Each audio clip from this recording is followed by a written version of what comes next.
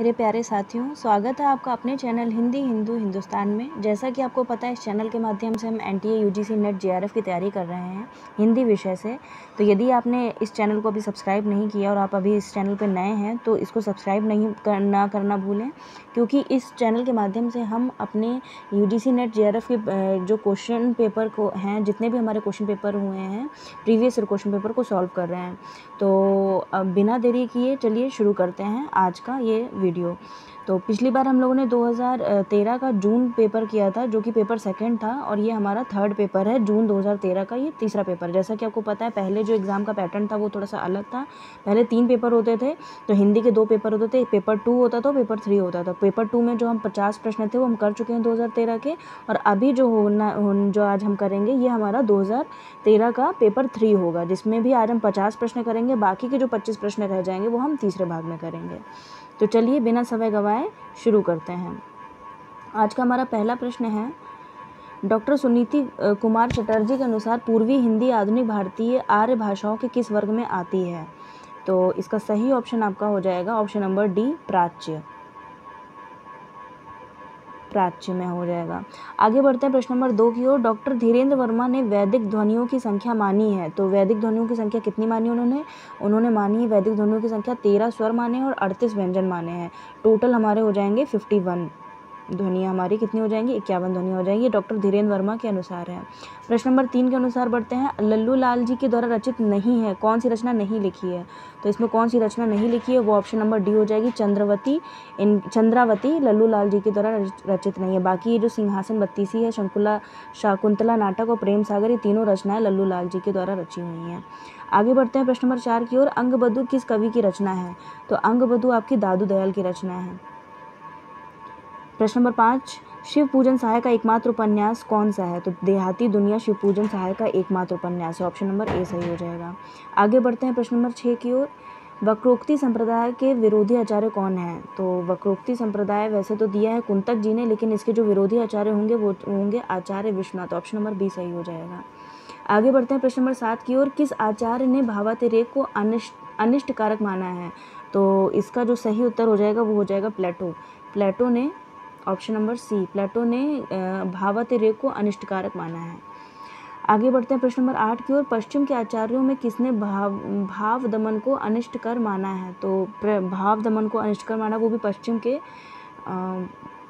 के जो आपके जो विचारक हैं उनके नाम है अरस्तु, होरेस, कीट्स और एलियट। तो इसका सही ऑप्शन हो जाएगा आपको ऑप्शन नंबर ए, अरस्तु। अलंकार संप्रदाय के संस्थापक आचार्य कौन है? तो ये तो सभी को पता है, इन आचार्य जो अलंकार संप्रदाय है वो भामा जी ने दिया था। प्रश्न नंबर 10 की ओर बढ़ते हैं। कार्यत्री और भावेत्री प्रतिभा का विभाजन किस आचार्य ने किया है? तो इसका विभाजन आपके राजशेखर जी ने किया है, ऑप्शन नंबर डी सही हो जाएगा। आगे बढ़ते हैं प्रश्न नंबर 11 की ओर। कर्मठ कठमलिया कहे ज्ञानी ज्ञान विहीन, तुलसी त्रिपथ बिहाय गो राम दुआरे दीन में त्रिपथ का अर्थ क्या है? तो इसमें 3 पथ बताए गए हैं, निर्गुण, सरगुण, मुक्ति मार्ग, उत्तम मार्ग, मध्यम मार्ग और निम्न मार्ग, या द्वैत, अद्वैत और द्वैताद्वैत, और 4th ऑप्शन है कर्म मार्ग, ज्ञान मार्ग और उपासना मार्ग। तो इसमें जो त्रिपथ का अर्थ है उसका मतलब है कर्म मार्ग, ज्ञान मार्ग और उपासना मार्ग, ऑप्शन नंबर डी सही हो जाएगा। आगे बढ़ते हैं प्रश्न नंबर 12 की ओर। ये मिसप्रिंट है, इसको आप इग्नोर कीजिएगा क्योंकि प्रश्न पत्र में ही ऐसा है, तो इसको इग्नोर कीजिएगा। ये क्वेश्चन नंबर आपका 12 हो जाएगा, 12। ढलमल ढलमल चंचल अंतल झलमल झलमल तारा पंक्ति में मुख्यतः वर्णन किसका किया गया है? तो इसका जो मुख्य वर्णन है वो नदी की धारा का वर्णन किया गया है इस पंक्ति में। आगे बढ़ते हैं प्रश्न नंबर ये आपका 13 हो जाएगा। संतन को कहा सीकरी सो काम, आपत जात पनहिया टूटी बिसर गयो हरे नाम। तो ये पंक्तियाँ किसके द्वारा कही गई हैं? तो ये इसके सही ऑप्शन हो जाएगा कुंभन दास जी के द्वारा। आगे बढ़ते हैं प्रश्न नंबर 14 की ओर। बहु बीती थोड़ी रही सोऊ बीती जाए, हित ध्रुव बेगी बिचारी कै बसी वृंदावन आए। ये पंक्तियाँ किस कवि की हैं? तो ये पंक्तियाँ आपकी कुंभन दास जी की हैं, ऑप्शन नंबर बी सही हो जाएगा। आगे बढ़ते हैं प्रश्न नंबर 15 की ओर। छायावाद के समर्थन में सबसे पहला लेख लिखने वाले लेखक का नाम क्या है? तो छायावाद में जो सबसे पहले लेख लिखा था उनका नाम है Mukutdhar Pandey. Option number B सही हो जाएगा। प्रश्न नंबर 8, संशय की एक रात किसके संशय पर आधारित रचना है? तो ये राम जी के संशय पर आधारित रचना है। ऑप्शन नंबर ए। प्रश्न नंबर 9, अरे यायावर रहेगा याद, यह किसका यात्रा वृत्तांत है? तो ये आपके अज्ञेय जी का यात्रा वृत्तांत है। कभी कभी इसका आपको पूछ लिया जाता है किस विधा के अंतर्गत आता है, तो आपको विधा भी बतानी होगी। यह यात्रा वृत्तांत है, अज्ञेय जी के द्वारा रचित है। आगे बढ़ते हैं प्रश्न नंबर 18 की ओर। इनमें से कौन सी कृति संस्मरण विधा की नहीं है? देखिए अभी हम बात कर ही रहे थे और फिर से ये प्रश्न आ गया है। तो इसमें जो विधा नहीं है वो हो गया कि मित्र संवाद, ये आपकी संस्मरण में नहीं आएगी। बाकी पद के साथ ही हम हशमत लौट आओ धार, ये आपकी सब संस्मरण की कृति में आती हैं। आगे बढ़ते हैं प्रश्न नंबर 19 की ओर। हजारी प्रसाद द्विवेदी ने किस उपन्यास में औपनिषदिक कथा का आधार लिया है? तो आपका अनामदास का पोथा ये सही उत्तर हो जाएगा इसका। आगे बढ़ते हैं प्रश्न नंबर 20 की ओर। इनमें से कौन सी रचना पौराणिक कथा पर आधारित नहीं है? तो जो पौराणिक कथा पर आधारित नहीं है वो है अमन का राग। बाकी महाप्रस्थान, उर्वशी और कनुप्रिया सब पौराणिक कथाओं पर आधारित है। कर्मनाशा की हार किसकी रचना है? तो कर्मनाशा की हार किसका कहानी संग्रह है? तो ये कहानी लिखी गई है शिव प्रसाद सिंह के द्वारा। ऑप्शन नंबर बी सही हो जाएगा। आगे बढ़ते हैं। राम वृक्ष बेनीपुरी का नाटक है, तो राम वृक्ष बेनीपुरी का जो नाटक है वो है अग्निशिखा। ऑप्शन नंबर बी सही हो जाएगा।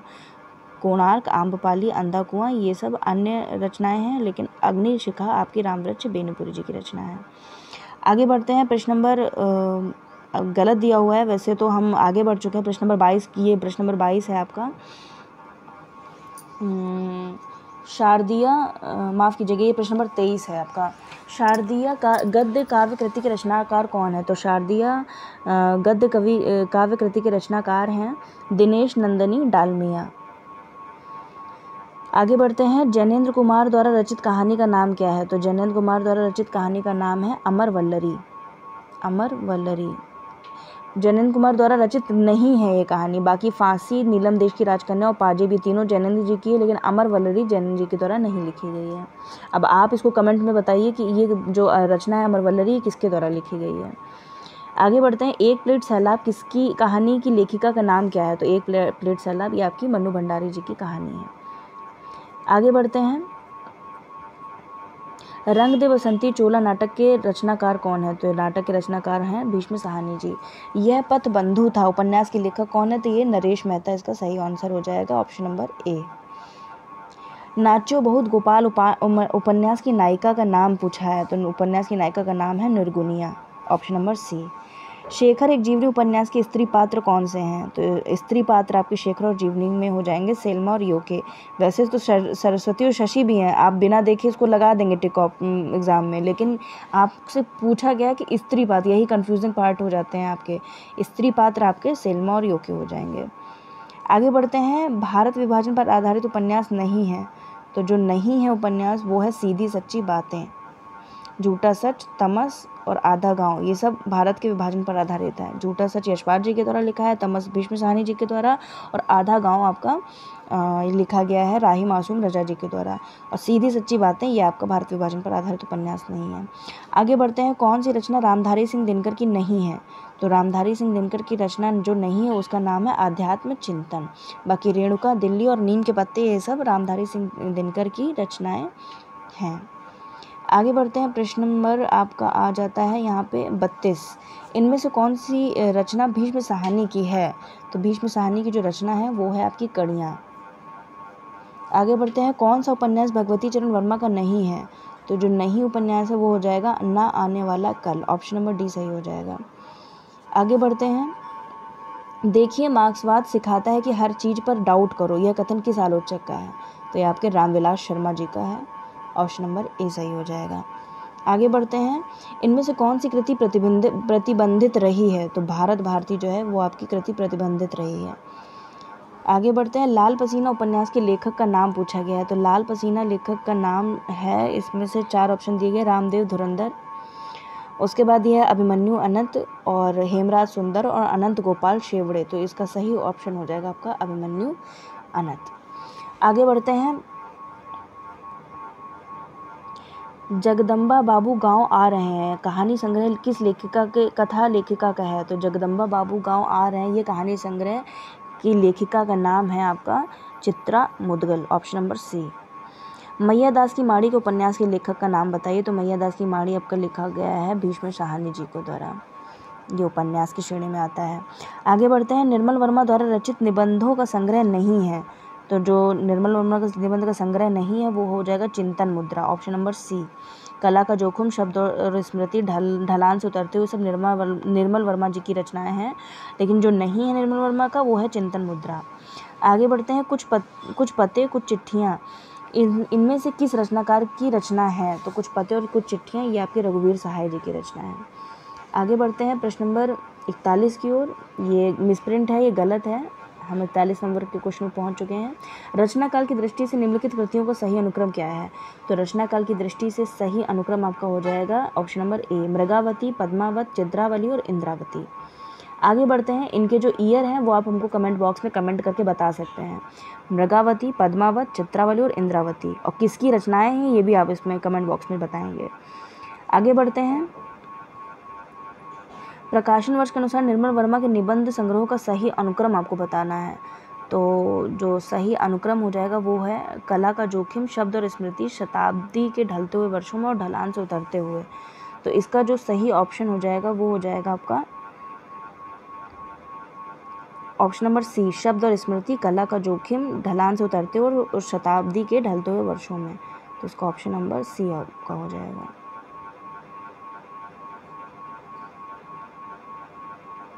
ये वाला प्रश्न करना हम लोग रह गया था, इसको भी कर लेते हैं। प्रकाशन की दृष्टि से निम्नलिखित कृतियों का सही अनुक्रम बताना है आपको। तो जो कृतियां हैं दी गई हैं कुछ और इनका आपको अनुक्रम में लगाना है कि कौन सी कृति पहले आई थी और कौन सी कृति सबसे बाद में। तो इसका सही जो ऑप्शन है ऑप्शन नंबर सी सही हो जाएगा। आधा गाँव, धरती धन्ना अपना, मुर्दा घर और किशनगढ़ के अहेरी, ये आपका ऑप्शन नंबर सी सही हो जाएगा। आधा गाँव, धरती धन्ना अपना, मुर्दा घर और किशनगढ़ के अहेरी। आगे प्रश्न की ओर बढ़ते हैं, प्रकाशन की दृष्टि से निम्नलिखित कृतियों का सही अनुक्रम बताना है। तो इसका सही अनुक्रम हो जाएगा ऑप्शन नंबर ए, महाभोज, पहला गिरमिटिया, कितने पाकिस्तान और मछली मरी हुई। आगे बढ़ते हैं, प्रकाशन की दृष्टि से निम्नलिखित कहानियों का सही अनुक्रम बताना है आपको। तो सही कहानियाँ आपकी सबसे पहले हो जाएगी दुलाई वाली, 1907 में आई थी, ग्राम, पंच परमेश्वर और पाजेब। ज़रूरी नहीं है कि आपको सभी रचनाओं के ईयर याद हों। आपने अगर एक या दो के भी याद कर रखे हैं और आपने उसके जो एक तरीके से देखा जाए, अगर मान लीजिए भारतेंदु जी की कोई रचना है और वो बीच में दी हुई है, तो आप उससे भी आप पता लगा सकते हैं अरे नहीं ये तो भारतेंदु जी की रचना है और उन्होंने तो आधुनिक काल की शुरुआत में ही लिखा है गद्य लेखन, तो आप उसके अनुसार भी आप अनुक्रम में लगा सकते हैं। आगे बढ़ते हैं, प्रकाशन की दृष्टि से निम्नलिखित कृतियों का सही अनुक्रम बताना है आपको। तो प्रकाशन की दृष्टि से सही अनुक्रम आपका हो जाएगा ऑप्शन नंबर बी, बोलती प्रतिमा, अतीत के चलचित्र, समय के पाँव और 10 तस्वीरें। आगे बढ़ते हैं, प्रश्न नंबर, ये वाला प्रश्न हम लोग कर चुके थे पहले भी, इसका ऑप्शन नंबर आपका सी सही था, शब्द और स्मृति, कला का जोखिम, ढलान से उतरते और शताब्दी के ढलते वर्षों में। आगे बढ़ते हैं, प्रकाशन वर्ष के अनुसार कुबेरनाथ रॉय के निबंध संग्रहों को सही अनुक्रम बताना है आपको।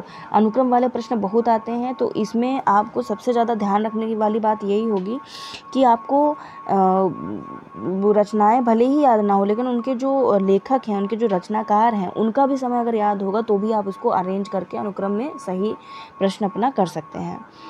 तो इसका जो सही ऑप्शन हो जाएगा वो हो जाएगा रस आखेटक, विषाद योग, महाकवि की तर्जनी और दृष्टि अभिसार, ऑप्शन नंबर ए सही हो जाएगा। आगे बढ़ते हैं, निम्नलिखित कवियों का काल क्रमानुसार सही अनुक्रम बताना है आपको।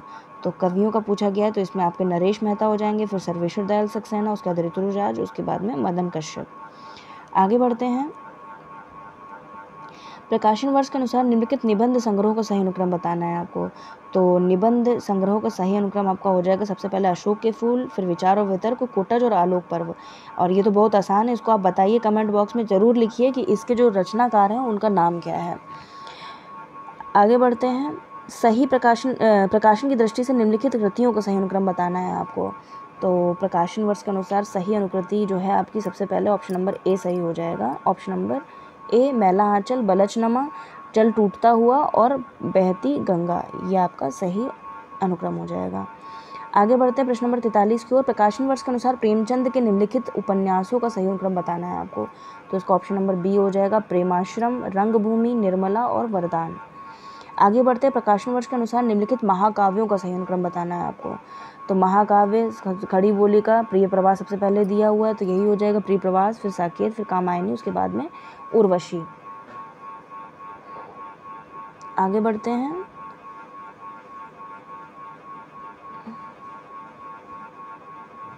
प्रकाशन वर्ष के अनुसार निम्नलिखित आत्मकथाओं का सही अनुक्रम बताना है आपको। तो आत्मकथाओं का सही जो अनुक्रम हो जाएगा वो हो जाएगा आपका ऑप्शन नंबर डी, अर्धकथानक, टुकड़े टुकड़े दास्तान, आज के अतीत, मुड़ मुड़ कर देखता हूँ। ये आपका आत्मकथाएं हो जाएंगी सारी, और क्रम से पूछा गया है तो सबसे पहले अर्धकथानक, फिर टुकड़े टुकड़े दास्तान, आज के अतीत और मुड़ मुड़ के देखता हूँ। आगे बढ़ते हैं प्रश्न नंबर ये हमारा प्रश्न नंबर 46 इसमें आ रहा है। तो चलिए शुरू करते हैं। प्रकाशन वर्ष के अनुसार लल्लू लाल जी की कृतियों का सही अनुक्रम बताना है। तो लल्लू लाल जी की सही अनुकृतियों का जो अनुकृतियाँ हैं वो है ऑप्शन नंबर डी, लाल चंद्रिका, सिंहासन बत्तीसी, शाकुंतला नाटक और सभा विलास। और आगे बढ़ते हैं प्रश्न नंबर 55 की ओर।